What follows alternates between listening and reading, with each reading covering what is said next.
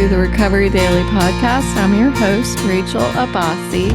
I'm a grateful recovering alcoholic and stroke survivor. Today, I wanted to talk about what am I doing every day in order to strengthen the foundation of my sobriety. What am I doing when nobody's looking? Like, what am I doing when everything is okay?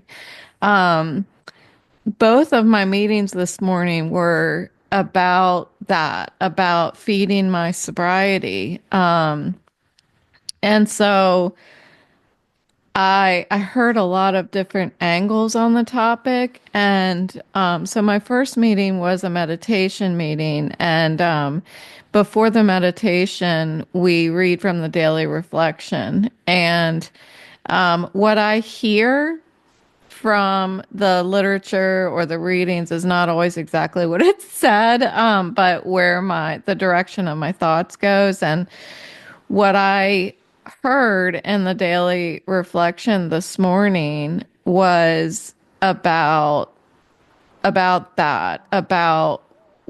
am I doing to feed my behavior, and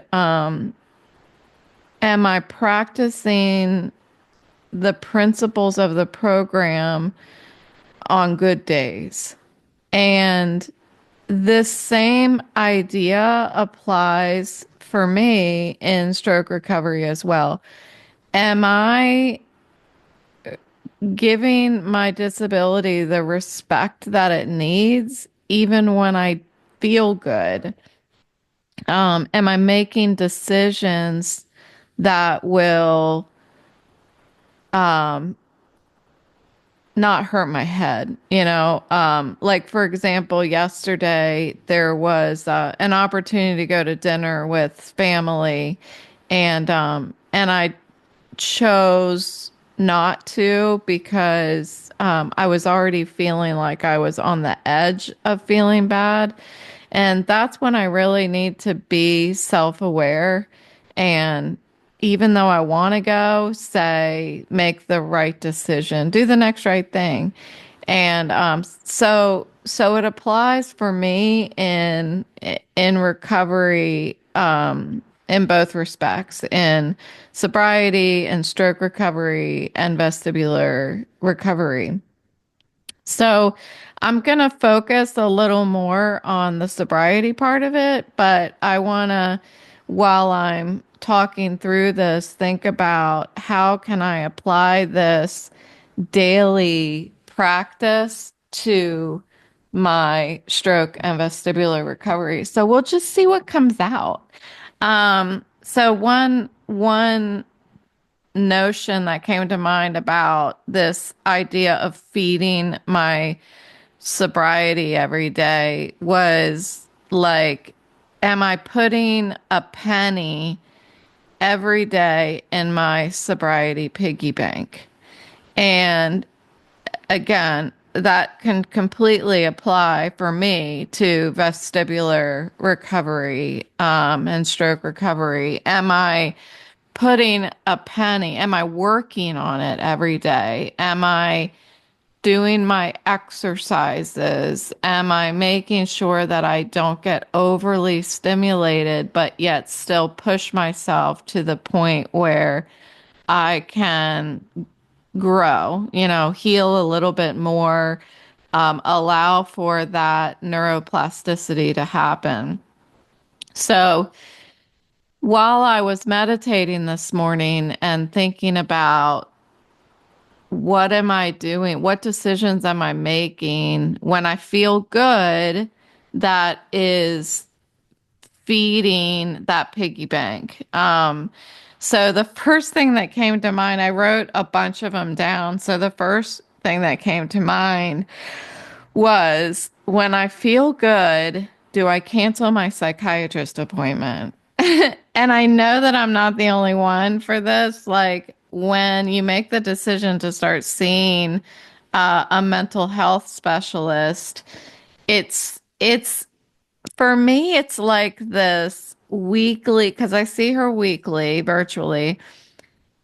it's like this weekly decision. Do I need to see her? Well, I've stopped that. I have made an agreement with myself that it doesn't matter whether I feel like I need it or not.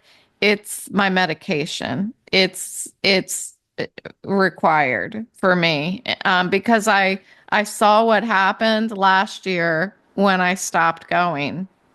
I started declining again. So that's one way that I am trying to put a penny in the well-being piggy bank, is by not canceling and talking things through when I feel good. I mean, we had a really positive conversation yesterday, my psychiatrist and I, and we ended the conversation. I was kind of laughing and saying how much fun I have with myself sometimes. And I said to her, no matter what I've ever gone through in my life, I've never not wanted to be me. And she was, I don't know, impressed by that, or at least responded to it and said that that's good because there are people that don't want to be themselves, and I can honestly say, even when I was in the depths of my addiction, I never not wanted to be me.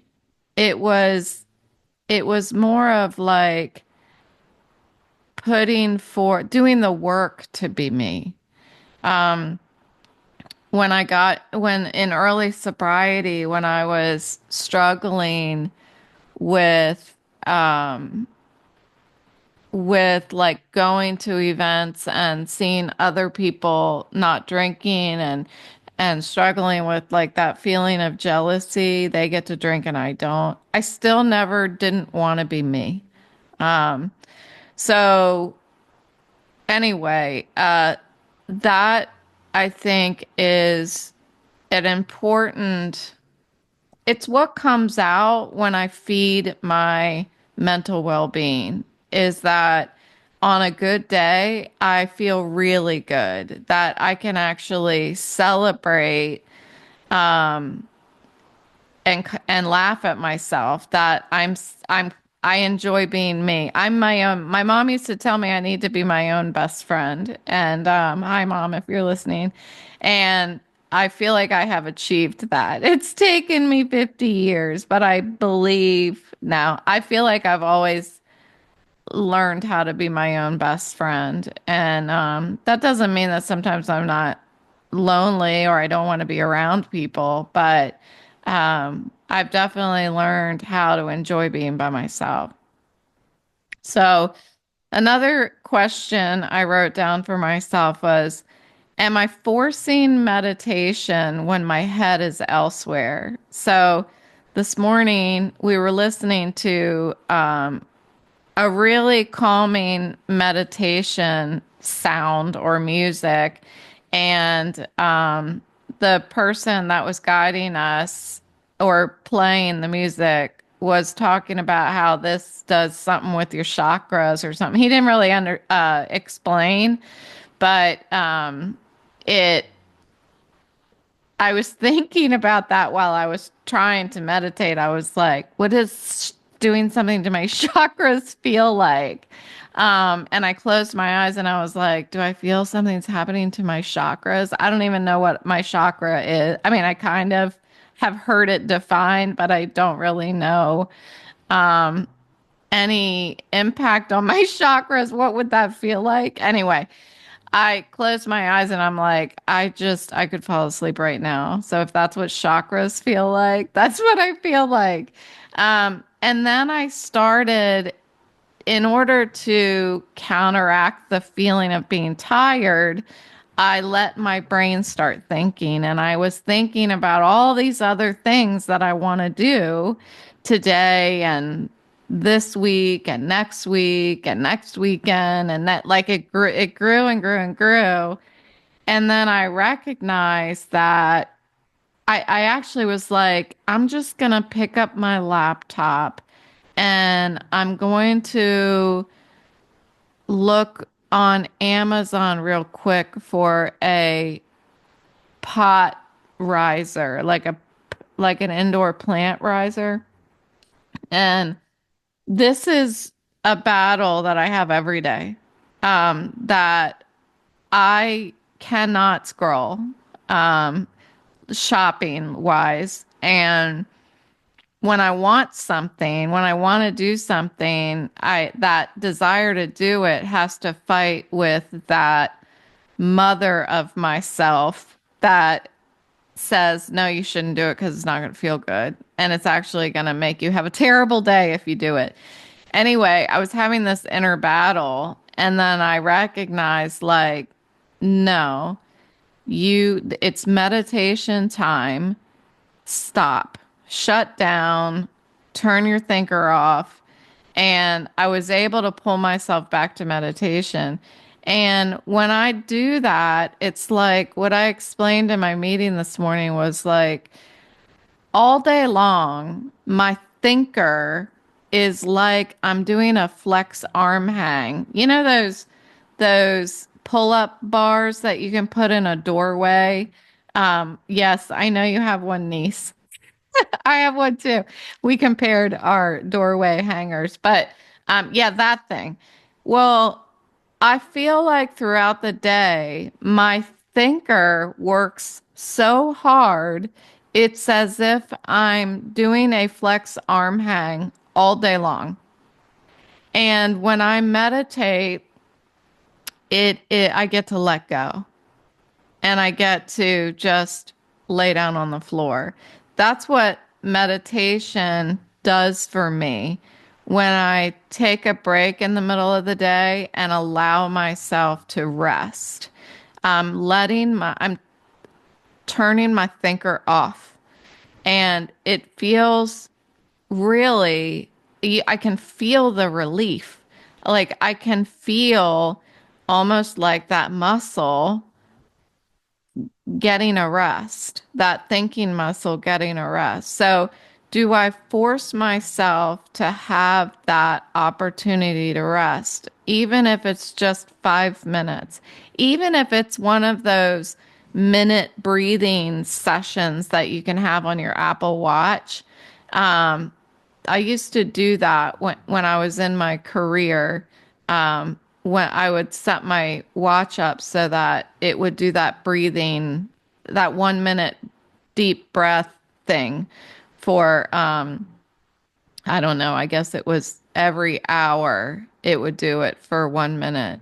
And am I allowing myself to do that today? Another thing I wrote down is when I receive a moment in my day that is clearly a gift, am I pausing to thank God for it? And that is something that I've been training myself to do over the course of my sobriety. That when I go outside with my dogs for a routine potty, and I look over and there's this super bright red cardinal, and it just sits there. Am I pausing to say thank you? Thank you for giving me that beautiful gift. You know, if I actually stop and watch that cardinal, what a gift to have such a beautiful creature just fly around us and stuff. So it really becomes almost magical if I stop and allow it to be that and express my gratitude. If I get a phone call from my son out of the blue, am I pausing when I get off the phone and expressing my gratitude, like saying thank you to God for giving me that opportunity? Like last week, I had so many people tell me last week, not a day goes by that I don't think about you.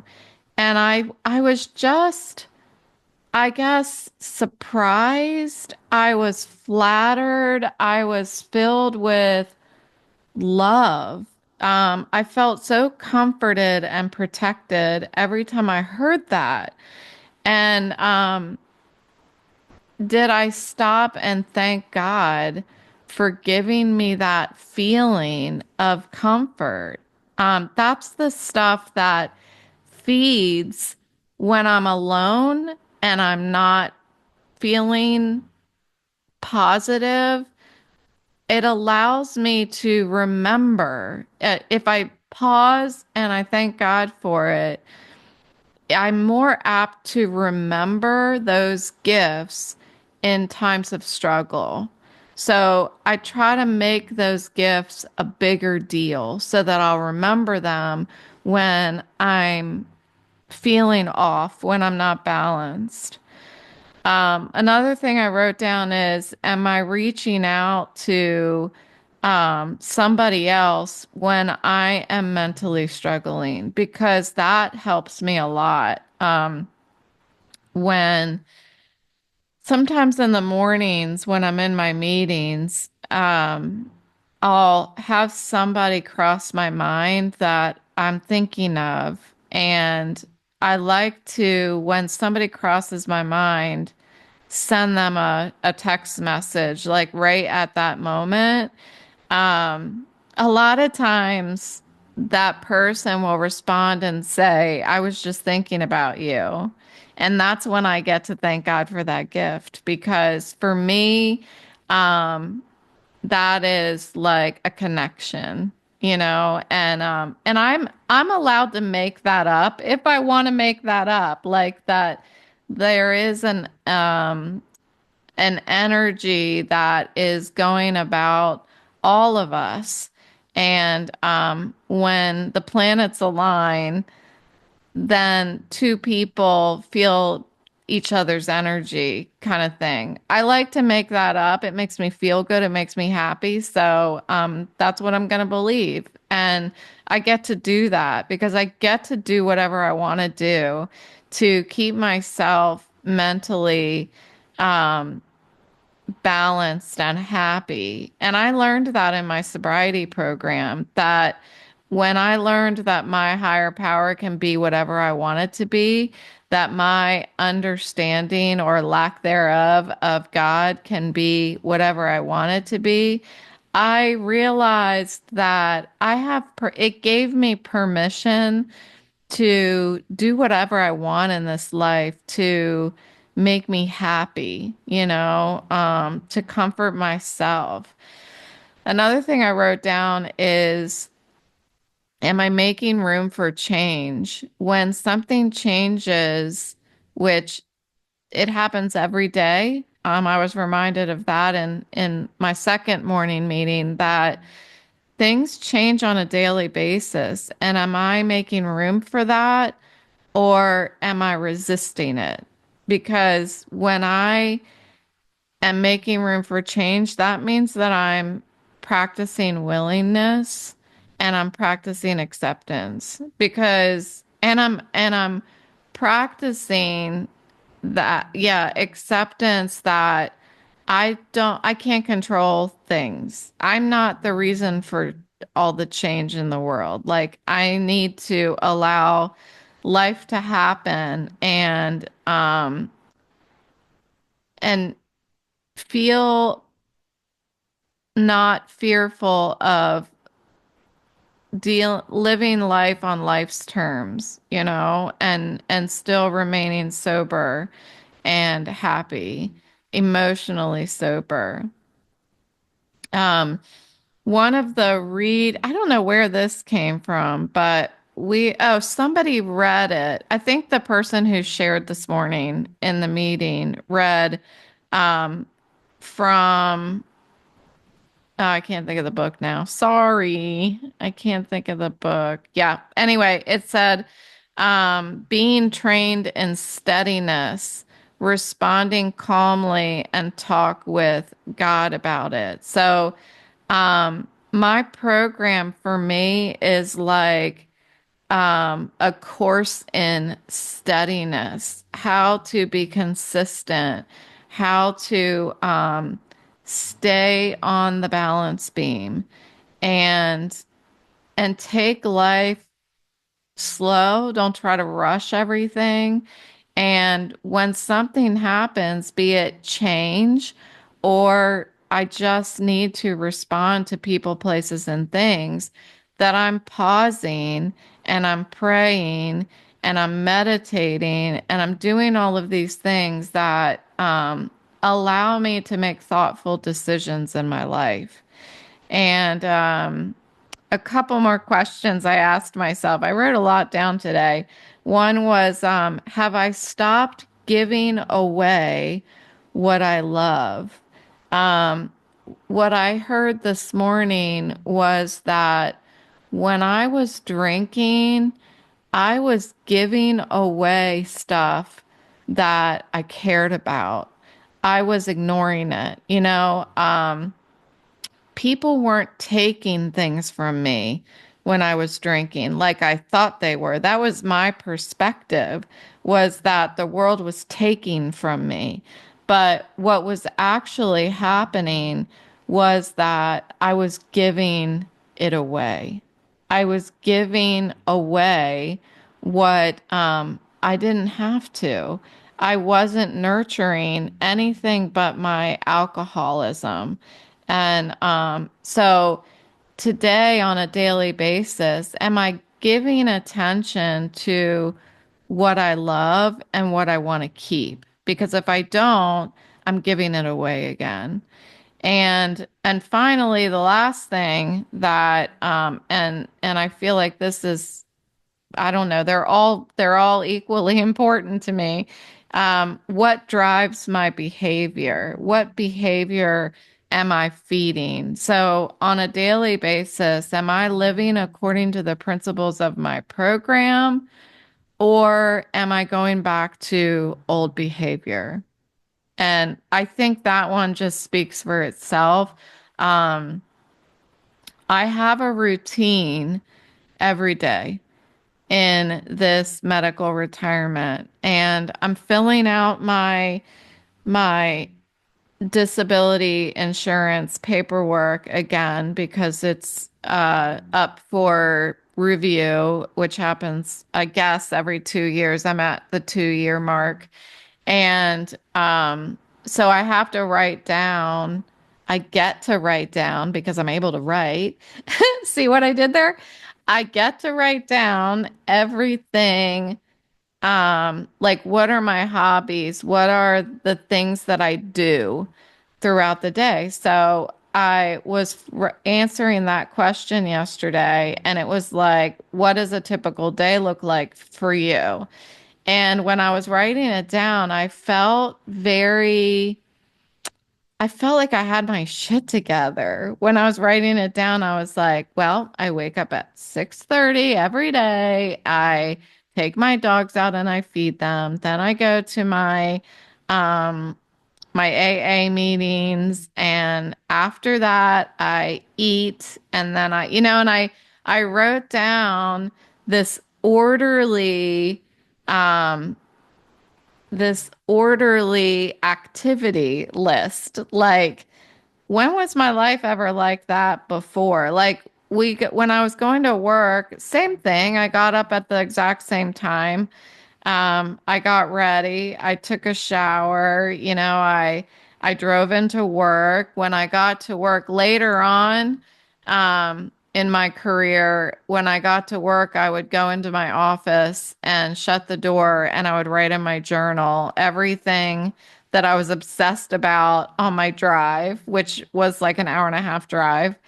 And then I would start my day. Well, for that 8 to 10 hours of working, it was it was just, I don't know, chaos.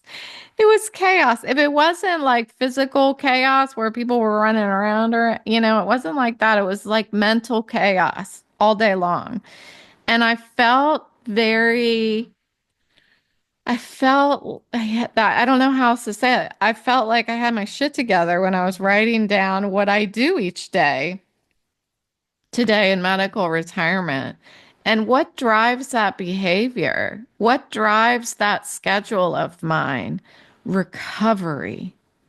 That's what drives my behavior today.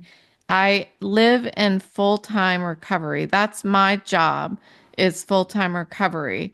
And I share it when I can so that I can help others along the way.